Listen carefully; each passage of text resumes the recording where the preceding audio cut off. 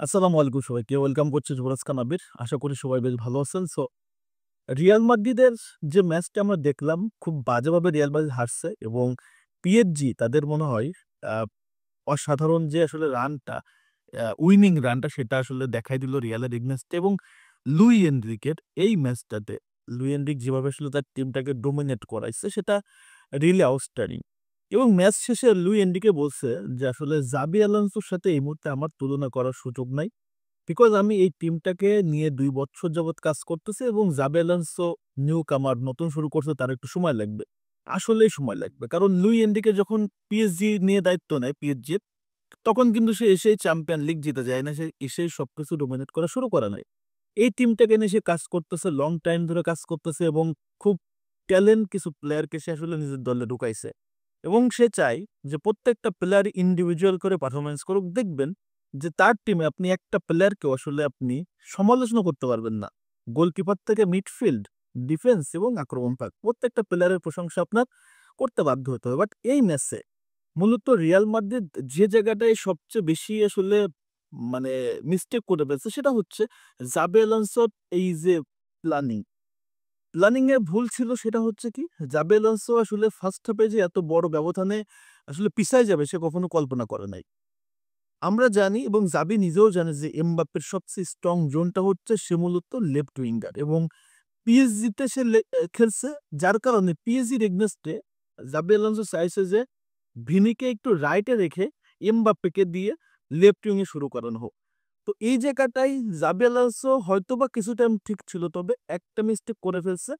এখানে গানজালো গার্সিয়ার জায়গায় যদি রদ্রিগোকে ইউজ করতো তাহলে আমার কাছে মনে হয় অন্তত ভিনিকে নিয়ে সমালোচনা হইলেও অন্তত এই জায়গাটা সে অন্তত কাভার করতে পারতো, যে জায়গাটা গানজালো গার্সিয়ার জায়গায় এটাকে যদি আপনার রদ্রিগো থাকতো আমার কাছে মনে হয় এই ব্যালেন্সটা তৈরি হতো, ভিনির গ্যাপটা এমভাবে পূরণ করতে পারতো। অপরদিকে দেখেন, তার টার্গেট ছিল হচ্ছে মিডফিল্ডে চুয়ামেনি, বেলিংহাম এবং আর্দা গুলার।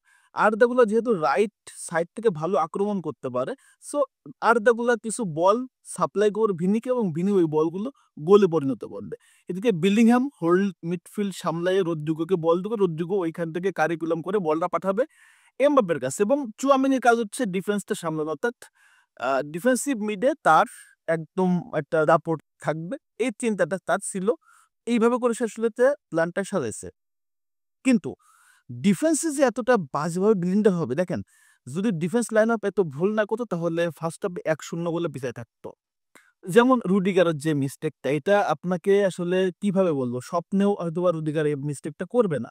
At the same time Raul Asencio যে মিস্টেকটা করছে, আসলে এই যে একটা প্রেশার মানে পিএসজি যে একটা ১ম থেকে আমরা দেখছি ৪-৫ মিনিটে যে প্রেশারটা দিছে, এই প্রেশারে আসলে সে কনফিডেন্টটা ধরে রাখতে পারে নাই অথবা নিজের প্রতি নিজে বিশ্বাসটা হারায় ফেলছিল।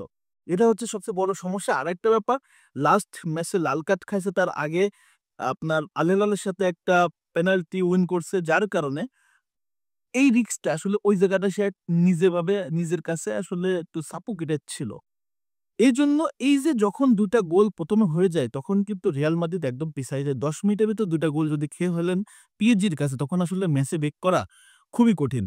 অপরদিকে রাইট এবং লেফট ব্যাকে যে দুজন ওভারল্যাপ করে আগায় যাবে এই সুযোগ, এই বিশ্বাসটাও কিন্তু তারা পাচ্ছিল না। ভালভার্দে যে ওভারল্যাপ করে মনে করেন যে অ্যাটাকে ঢুকবে, লেফট ব্যাকে ফ্রাঙ্ক গার্সিয়া ওভারল্যাপ করে যে সামনে যাবে, কেন রিস্ক নিচ্ছে না? বিকজ আসলে ডিফেন্স লাইনআপ তো ওই যে ২ টা মিস্টেক করে ফেলছে।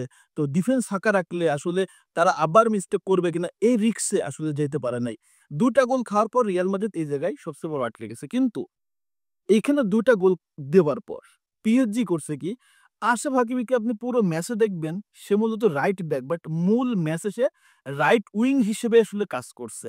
যেভাবে বল সাপ্লাই করছে রিয়েলি মানে আশরাফ হাকিমি এক কথায় দুর্দান্ত এবং বর্তমান সময়ে সবচেয়ে সেরা রাইট ব্যাক, কোনো সন্দেহ নাই। এবং লেফট ব্যাকে আপনার নুনো মেন্ডিস। ভাই নুনো মেন্ডিস এখনো তুমি যদি ব্যালন ড'র দিয়ে দাও অথবা ওসমান ডেম্বেলেকে, কেউ কিছু বলবে না। নুনো মেন্ডিসের কাজটা কি? সেম কাজ। সে ওভারল্যাপ করে আগায় যাচ্ছে, বলের সার্ভিস দিচ্ছে এবং মিডফিল্ড আক্রমণে তাদের ২ জনের যে দাপট, পাশাপাশি তারা এই দাপটের সাহায্য, এই সাহসটা কিভাবে পাইছে? তারা যেহেতু ওভারল্যাপ করতেছে, সো পিছনে কারা আছে? বেরান্দো এবং মার্কিনোস তাদের তাদের কনফিডেন্ট ২ টা গোল আগায় আছি, গোলকিপার দোনারুমা আছে। এইজন্য ২ জন ওভারল্যাপ করে আগায় যেতে পারতেছে, আবার তারা ব্যাক করতে পারতেছে। কিন্তু রিয়াল মাদ্রিদের সমস্যা হচ্ছে ২ টা গোল খাইয়ে যাওয়ার পরে ফ্রান গার্সিয়া এবং আপনার ভালভার্দে আগাইতে পারে নাই।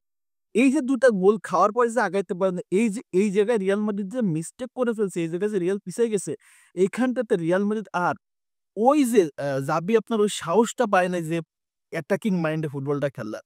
চিন্তা করছে আবার যদি অ্যাটাকে যাই তাহলে পিএসজি মনে হয় আমাদের আরো বেশি গোল দিবে। এই যে একটা থিংকিং, এই থিংকিংটাই, এই সিস্টেমটাই আসলে জাবিকে টোটাল ম্যাচে আসলে মানে খেলতেই দেয় নাই। অপরদিকে এই সেম সেটআপে যদি আনচেলত্তি থাকতো তাহলে আনচেলত্তির ডিফারেন্ট প্ল্যান থাকতো। আনচেলত্তি গেম ২ টা ম্যাচে গোল খেয়ে গেলে তার কিন্তু সেকেন্ড হাফে তারা একটা হিউজ প্রেশার বিল্ড আপ করে। আমরা দেখছি গত উয়েফা চ্যাম্পিয়ন্স লিগে বরুসিয়া ডর্টমুন্ডের সাথে ২ টা গোল খেয়ে যাওয়ার পর লাস্টে ৫ টা গোল দিয়ে দেয়। কি একটা ডমিনেট ভিনিসিয়াসের ছিল। কার্লোর অধীনে ভিনিসিয়াস দুর্দান্ত ছিল। আমি বলতেছি না যে জাবির অধীনে ভিনিসিয়াস খারাপ করবে। তবে জাবি যদি এইভাবে করে রোটেশন করে, তার সিস্টেম যদি ১ম এই আসলে ডিসব্যালেন্স হয়ে যায়, তাহলে তার জন্য এই রিয়াল মাদ্রিদকে সামলানো কঠিন হয়ে যাবে। যেভাবে বড় দলের সাথে আসলে আটকে গেল পিএসজি মতো দলের কাছে ১ম এ ২ টা গোল খাওয়ার পর। আপনি জানেন এই ম্যাচটা এমন ভাগ্য হতো না যদি ২ টা গোল রাউল অ্যাসেন্সিও এবং আপনার এখানটাতে আহ রুডিগার মিস্টেক না করত, ম্যাচটা ভাগ্য এমন হতো না। ১ম হয়তোবা পিএসজি আক্রমণ করছে। কিন্তু রিয়াল মাদ্রিদ আসলে ১ম এ ২ টা গোল খেয়ে এমনভাবে আসলে মানে ডিস্টার্ব হয়ে গেছে। এমনভাবে তারা লুজার হয়ে গেছে। তারা আক্রমণ করার সুযোগও পায় নাই বা এই বিশ্বাসটাও পায় না যে ডিফেন্স আমাদেরকে সেভ করতে পারবে। কিন্তু অপরদিকে পিএসজির ডিফেন্স এতটা সলিড ছিল, তারা আক্রমণও করছে এবং ডিফেন্সে মজবুতও করছে। তো এইখানটাতে আসলে জাবি আলোনসো আটকে গেছে এবং জাবি আলোনসোর এই সাহসটা দেখানোর সুযোগ পায় নাই যে আমি কিভাবে আসলে এই ম্যাচটাতে কামব্যাক করতে পারি। সো এক্সপেরিয়েন্স এর অভাব, জাবি আলোনসোর পাশাপাশি রদ্রিগো ইউজ না করা, আ সঠিক সময়ে রিপ্লেসমেন্ট না করা। ওভারঅল মিলে সবকিছুতেই বলব যে জাবি আলোনসোর এই ম্যাচটাতে অনেক ভুল ছিল এবং এই ভুলগুলো তার শুধরায় যাওয়া উচিত। কারণ ভুল তো ভুলই। কিন্তু নেক্সট ডে এই ভুলগুলো করলে সেটা কিন্তু হয়ে যাবে আসলে অভ্যাস। সো আমি বিশ্বাস করি জাবি এই বিষয়গুলো কভার করবে। টেকনিক্যাল দিক থেকে চিন্তা করলে আসলে জাবি প্ল্যানটাই ১ম ১০ মিনিটে মাইর খেয়ে গেছে। এরপর থেকে প্ল্যান আর প্ল্যান নাই। পুরো তখন রিয়াল চিন্তা করছে কিভাবে পিঠ বাঁচানো যায়, কিভাবে আসলে ম্যাচ শেষ করানো যায়।